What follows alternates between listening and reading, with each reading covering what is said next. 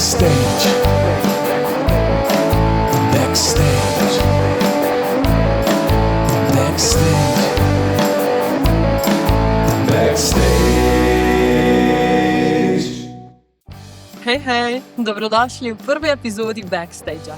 V oddaji, kjer ne govorimo o zvezdah, ki so že 100-krat stale na odru, ampak o tistih mladih, ki ustvarjajo, raziskujejo in premikajo meje na svoj način. V tej oddaji gremo za kulise, tja, kjer se stvari v resnici dogajajo. Naši gostje so mladi, ki nimajo nujno priznanj, medalj in naslovnic v časopisih. Imajo pa srce, pogum in zgodbo. Naš današnji gost je nekdo, ki je domovino zamenjal že kot najstnik. Od takrat naprej pa vsak dan dokazuje, da ga nove priložnosti ne prestrašijo. Čeprav še ni dopolnil 24 let, je dolgo časa opravljal prostovoljno delo pri Rdečem križu. Preko Erasmus Plus projektov je prepotoval skoraj polovico Evrope, danes pa aktivno sooblikuje tudi aktivnosti za mlade v Idriji. Njegova zgodba je dokaz, da ne potrebuješ žarometov, da delaš velike stvari. Čas je, da ga spoznamo.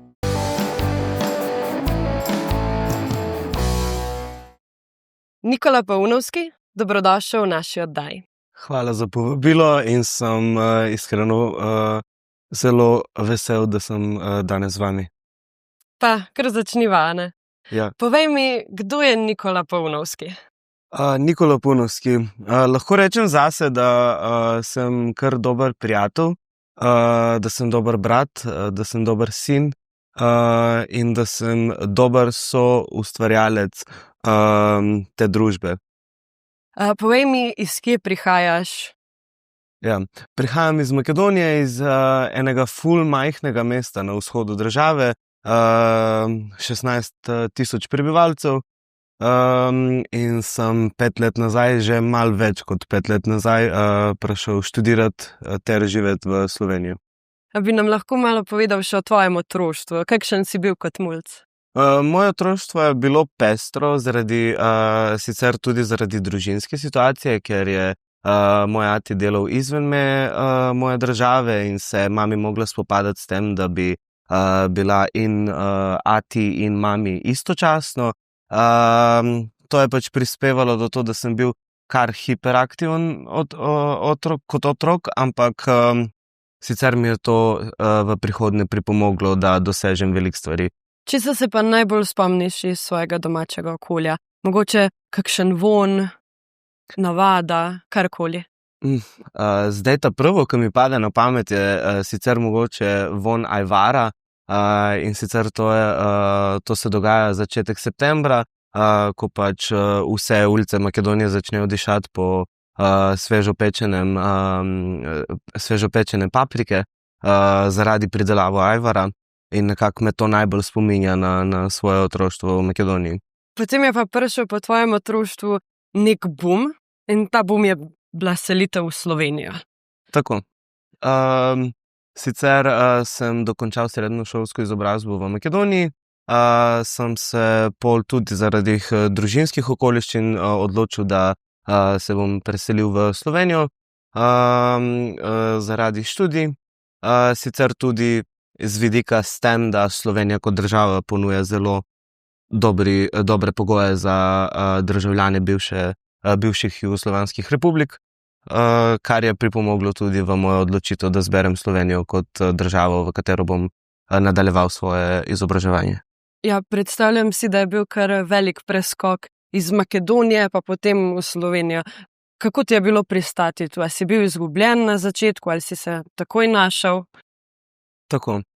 Mislim, kljub temu, da sta državi bili del ene skupne države nekaj več kot 30 let nazaj, to ne pomeni še, da sta tudi družbi podobni, kar tudi z vidika znanja jezika, ampak tudi z vidika spremembe družbe in popolnega okolja, na katerega si navajen, je bil kar en velik izziv, da se nekako na en način integriram v slovenski družbi in da postanem aktiven član te družbe. Se je pa na koncu splačalo. Na začetku so bile majhne težave, zaradi tega, ker vseeno mi iz Makedonije pridemo v Sloveniji in na Slovenijo gledamo kot na nekatero vzorno državo, kar pa bi se lagal, če ne bi povedal, da so določene tudi težave tukaj, ki jih mogoče mi, ki ne živimo tukaj, oziroma preden živimo tukaj, ne opažamo in ne vidimo, so pa tako majhne, da so tudi nepomembne. Kaj pa jezik? Jaz zdaj skoraj ne bi opazila, da nisi iz Slovenije, ker odlično govoriš. Kako si se naučil? Ja, se mi zdi, da pri Makedoncev je prednost to, da mi nimamo sklone v jeziku, kajti v primerjavi z ostalimi narodi bivše skupne države se jih ful hitreje navadimo, zaradi tega, ker jih nimamo s čem primerjati v lastnem jeziku. Pa tudi to nekako, da sem imel odlični profesorici po makedonščini, mi je pripomoglo v učenju slovenščine, kajti poznavanje lastnega jezika se mi zdi, da je kar velik predpogoj za učenje ostalih jezikov. No, super govoriš. Hvala. Super. Torej, če prav razumem, si ti najprej par let živel v Ljubljani zaradi študija, potem si se pa letos preselil v Idrijo. Torej, Idrija, Idrijčani, spet novo okolje. Kako se ti zdi? Po 5 letih življenja v Ljubljani sem se preselil v Idriji, zaradi tega, ker tudi starša živita v Idriji in sem imel to priložnost ne plačavati ljubljanske najemnine. Po 5 letih, zaradi tega, ker sem si vzel dodatno leto na svojem magistrskem študiju in se mi je zdelo neprimerno plačavati tako drage najemnine, kljub temu, da ne rabam tega delati. Idrija, po pravici povedano, se mi zdi kar domače, zaradi tega, ker je tudi majhno mesto, tudi sam prihajam iz majhnega mesta in se mi zdi, da za razliko od Ljubljane so tukaj ljudi še vedno ljudi, kar pomeni, da je ful več medsebojnih odnosov, kakor bi jih lahko bilo v Ljubljani, recimo. So ljudje bolj povezani, so bolj pripravljeni pomagati enim drugim, je pa bilo zanimivo, ta glavna razlika je pa bil definitivno na glas, ker kljub svojem znanju slovenščine si nisem predstavljal, da 2 meseca ali mogoče celo 3 mesece bom rabil, da začnem okvirno razumevati, kaj mi hoče en povprečni Idrijčan povedati. No, to te pa čisto razumem. Povej mi še, a se zdaj tukaj počutiš doma? Ja, zaradi tega, ker imam to srečo, da imam starša tukaj, sem si nekako ustvaril tudi neko vzdušje aktivizma, recimo, oziroma aktiviranja v družbi, kar mi je manjkalo, odkar sem bil v Sloveniji, prispevati v družbo in dajati nazaj k družbi.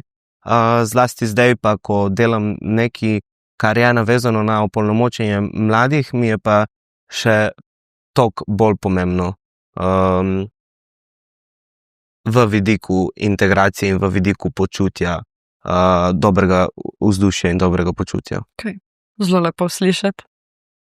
Če na hitro pogledava še tvoj CV, zgleda, kot da imaš več klonov. Prostovoljstvo, Rdeči križ, Mladinski center, Erasmus izmenjave. Lahko greva kar po vrsti, a ne? Ja, tako. Vse se je začelo s tem, da sem nekako v osnovni šoli iskal načine, na katerih se lahko aktiviram in na katerih lahko tudi spoznam nove ljudi, zaradi različnih razlogov, ampak verjetno tudi zaradi tega, ker se nisem počutil sprejet toliko v svoji okoliščini, ker sem se nahajal torej v šoli, kar je bil največji del mene v 8. razredu. Posledično sem se včlanil v mladinskem klubu Rdečega križa. Če naredim povezavo s Slovenijo, kakor je v Sloveniji organizirano prostovoljno gasilstvo, je na isti način organiziran Rdeči križ v Makedoniji, s tem, da namesto gasilcev imamo prostovoljce v vsaki občini, ki so potem ki so potem pripravljeni na prvo pomoč, ki so pripravljeni na upravljanje s krizami, ki so pripravljeni pomagati v krizne situacije, pa tudi organizirajo najbolj različne tabore. To mi je odprlo tudi vrata k ostalih dogajanj v nevladnem sektorju v Makedoniji in pol sem se skozi ta proces nekako v resničkih edukacij, ker sem bil tudi edukator za vsesplošno seksualno izobrazbo, pa prevencijo od ovisnostih, ker sem tudi nekako program za tutorstvo iz ameriškega kota iz Štipa, ker sem hodil na srednjo šolo, predstavil tudi v svojem mestu in nekako vso svoje življenje oblikoval na način, ker pomagam mladim, ker se mi je zdelo, da v Makedoniji je vseeno obstajal ta občutek, da starejši vedo vse in starejši imajo vedno prav. In ne rečem ne, zaradi njihove kilometrine in zaradi njihovih izkušenj, seveda, da v velikih primerih imajo prav, ampak ne vedno. In se mi zdi, da glas mladih bi mogel biti bolj pogosto slišan. Ja. Če še malo prevrtiva nazaj, me še zanima glede Rdečega križa. Si ne znam lih predstavljati, kako je izgledal tvoj vsakdan tam? Tako, jaz sem bil 6 let v Rdečem križu, od katerih 2 leti sem bil v predsedstvu mladinskega kluba, kar je pomenilo, da so se prostovoljci sami organizirali v tem klubu, seveda pod nadzorom tajnice določene občinske organizacije. Smo se vedeli po koledarju, smo organizirali dogodke okoli svetovnih dan navezanih na različnih bolezni, na različne pozive k vidljivosti, recimo gibalno oviranih oseb, ali mogoče oseb z manj priložnostmi. Nekako vse se je nagibalo k tem, da daješ nazaj k skupnosti. Med drugim smo tudi organizirali humanitarne koncerte, humanitarne predstave in pač vsa ta sredstva v sodelovanju z Centrom za socialno delo smo jih namenili v ta pravo smer ljudem, ker so to tudi največ potrebovali. Prostovoljstva pa se tudi s svojim prihodom v Slovenijo nisi mogel rešiti, ker te zdaj velikokrat opazimo tudi na socialnih omrežjih Mladinskega centra Idrija. Povej mi, kako si se znašel tam? Tako, ko sem se odločil, da se bom preselil v Idriji, se mi je zdelo, da je ta pravi čas, da poiščem tudi v Sloveniji neke aktivnosti, s katerimi lahko prispevam nazaj k družbi.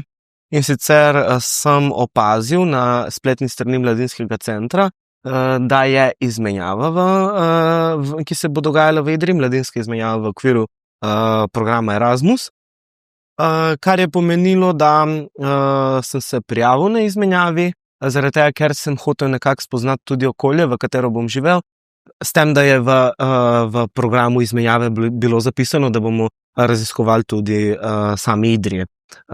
Smo šli na Hljeviše, smo šli na Idrijsko Belo, pač smo nekako zvedeli o zgodovini, ne le zgodovini, ampak tudi naravnih lepot Idrije. Kar mi je pa ta izmenjava tudi omogočila, je to, da mi je bila ponujena tudi služba kot študent v Mladinskem centru, na katero sem še danes najbolj vesel. Bi nam lahko povedal še kaj več o teh Erasmus plus izmenjavah? Torej bil si v Španiji, v Turčiji, pa še v veliko drugih državah. Tako, se mi zdi, da ful mladih ljudi povezuje Erasmus samo na študijske izmenjave, kar pomeni, da se gre na izmenjavo med študijskim procesom, ko si na fakulteti in greš za en semester oziroma za eno leto.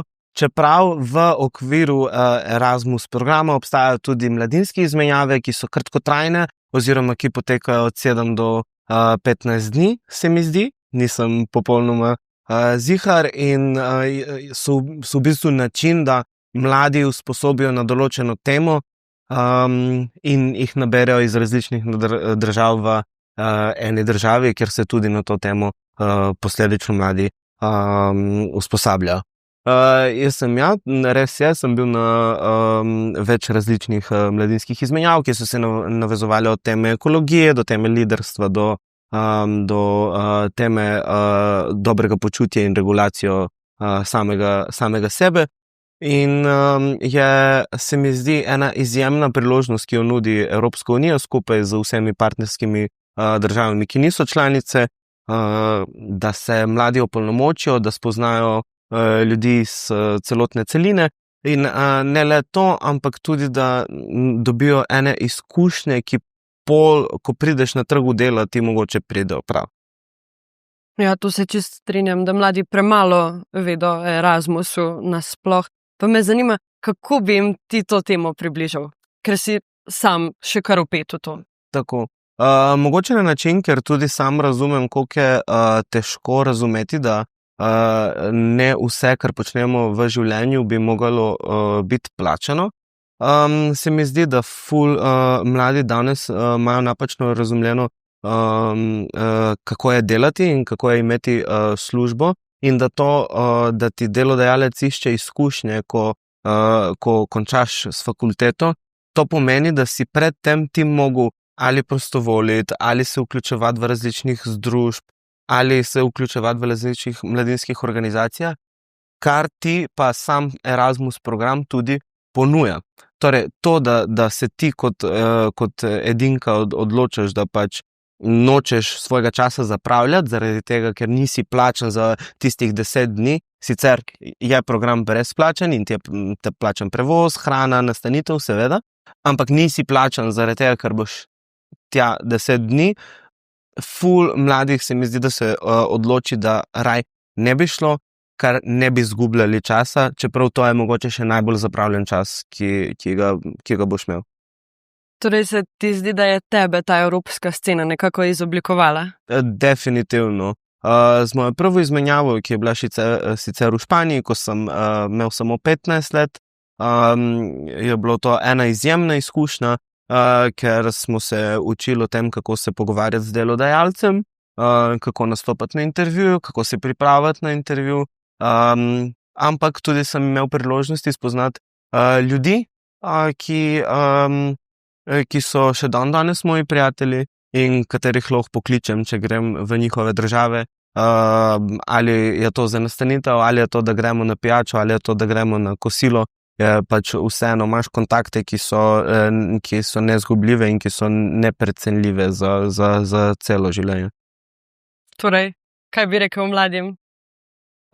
Mladim bi rekel, da naj gredo na našo spletno stran in pogledajo, kakšne vse priložnosti se ponujajo, ne le nujno na mednarodni ravni, ampak tudi v lokalni sceni. Kajti, če ti imaš priložnost preko mladinskega centra, karikiram, organizirati dogodek za 20 ljudi, pol to na trgu dela se ti prevede kot sposobnost organiziranja dogodkov in upravljanja z večjimi zaposlenimi. Recimo, zaposlenimi v tem primeru bi bili prostovoljci, ki jih moraš koordinirati. Evo, ste slišali Nikola. Preverite stran mladinskega centra Idrija, pa pejte na Erasmus izmenjavo. Katere države si pa obiskal preko Erasmus Plus projektov? Preko Erasmus Plus projektov sem obiskal Španijo, Turčijo, Slovaško ter Francijo, pa posledično poznanstev, ki sem jih naredil na Erasmus izmenjav, sem obiskal tudi Švedsko, Norveško pa Dansko. Okay. Torej imaš povezave po celotni Evropi? Lahko rečemo, ja.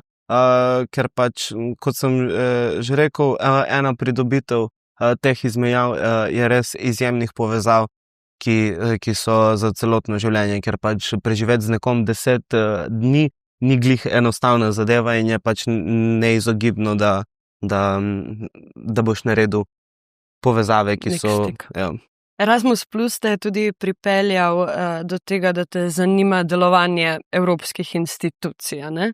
Opravljal si tudi prakso pri Evropski poslanki?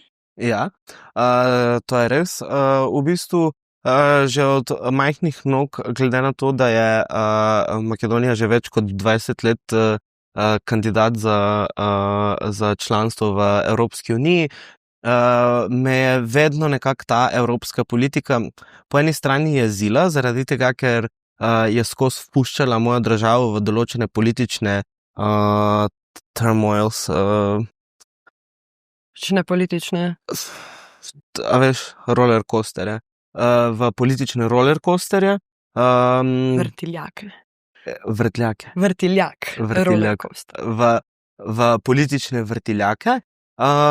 Ampak po drugi strani sem pa razumel koncept skupne evropske nekak tvorbe in skupne evropske identitete. To se seveda še bolj to se v bistvu še globlje vame vcepilo s mojo selitvijo v Sloveniji, ko sem v bistvu si nekako prilastil to evropsko identiteto, kajti nisem bil dovolj Slovenc, da bi si vzel slovensko identiteto in nisem bil dovolj Makedonc, da bi si vzel makedonsko identiteto, tako da je nekako ta evropska identiteta ostala edina, na katero sem se lahko držal.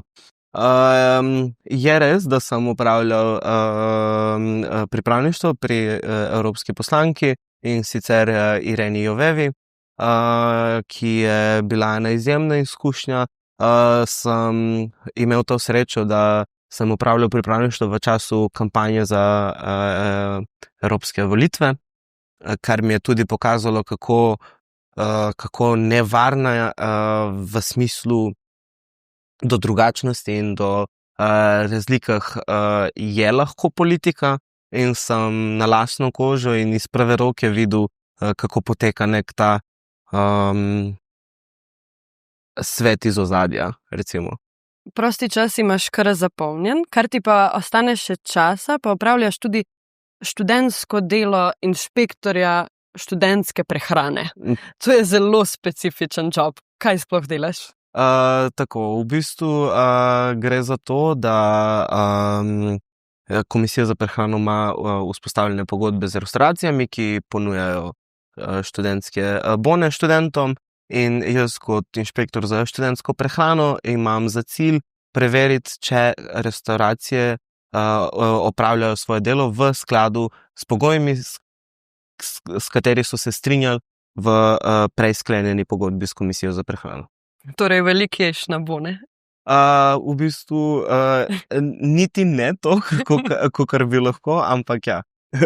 A pa si bolj good cop ali bad cop? Torej, dober policaj ali nek strog policaj? Ja. Pri meni se v bistvu nikoli ne gre o tem, ali sem jaz a good cop or a bad cop. Pri meni se gre o tem, da sem jaz iskren cop.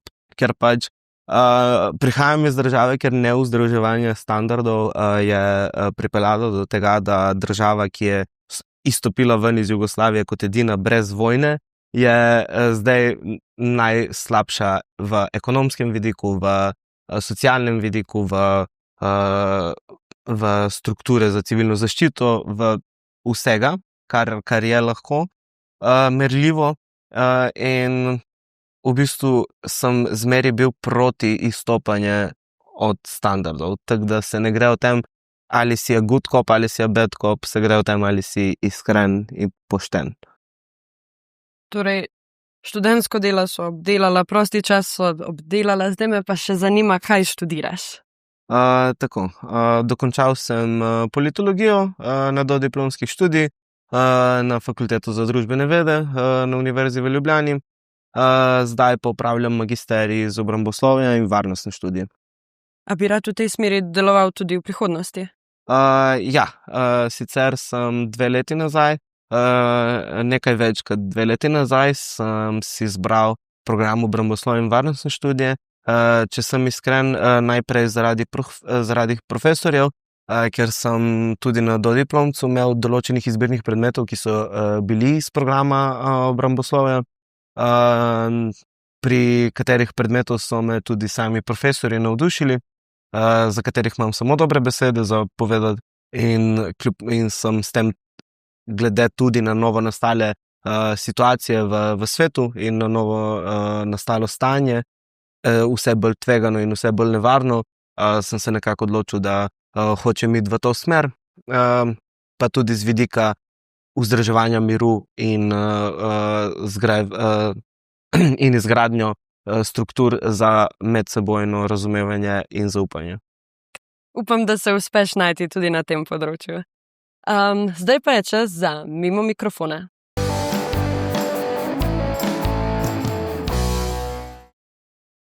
Torej, Nikola, Ja. to je del oddaje, kjer ti vzameš eno vprašanje iz tega lončka, ga prebereš in nanj odgovoriš. Ta vprašanja se pa ne tičejo tvojih projektov pa funkcij, ampak res tebe kot osebo. Tako da ti predajam lonček. O, A mislim, da sem a ne, eno. ne, imaš enega? Če bi lahko teleportiral kamorkoli, kam bi šel zdaj? A se lahko teleportiram v času tudi? Čas, oblika, prostor, karkoli. Ja, bi se teleportiral nazaj v 9. stoletju in bi rekel Cirilu in Metodiju, da naj zapišejo nekam, da so stara Slovana in da niso ne staro Makedonca, ne staro Bolgara. Ok. Nisem pričakovala tega odgovora. Pa dejva še enega, ker si na tega tako hitro odgovoril. Šla? Veš? Super. Katera lastnost pri prijateljih ti je najbolj pomembna? Lojalnost. Zakaj? Se mi zdi, da v tako hitrem svetu, v katerem živimo, pa tako hitro spreminjajočem se okolju, da preveč ljudi ne zna biti zraven ene osebe, ne glede na vsega. Se mi zdi, da je lojalnost kar zgubljena in da ratuje vse bolj pomembna in vse bolj aktualna. To je pa zelo lepo slišati. Zdaj pa začenjamo še s tradicijo backstagea z vprašanjem za naslednjega gosta. Nikola, kakšno vprašanje bi zastavil naslednjemu nevidnemu heroju? Če bi lahko eno situacijo v življenju spremenil, katero in zakaj? Ok, juicy. Mi je všeč. Preden zaključiva, še kaj bi rekel mladim, ki se jim zdi, da niso dovolj vidni, da njihovo delo ni cenjeno? Jaz bi jim rekel, da ga potem kažejo oziroma izražajo ali na napačen način ali pred napačnim ljudem. Kaj sem se naučil v življenju je, da če ne dobiš odgovora na enega vprašanja, sprašuješ napačno osebo. Torej, če se počutiš, kot da ne dobijaš dovolj pozornosti za to, kar počneš, ga kažeš napačnim ljudem. Zdaj pa res še čisto zadnje vprašanje. Kje se lahko vidiva čez 10 let? Upam, da se lahko vidimo v novinarski sobi Evropskega parlamenta. Ok. Nikola, hvala za deljenje tvoje zgodbe in za tvojo energijo. Hvala tudi vam za povabilo, sem izjemno vesel, da ste me povabili in upam, da se še kdaj družimo. To je bil Backstage, glas mladih brez filtra. Mi pa se gledamo naslednjič, ko iz ozadja pripeljemo nove obraze. Backstage. Backstage.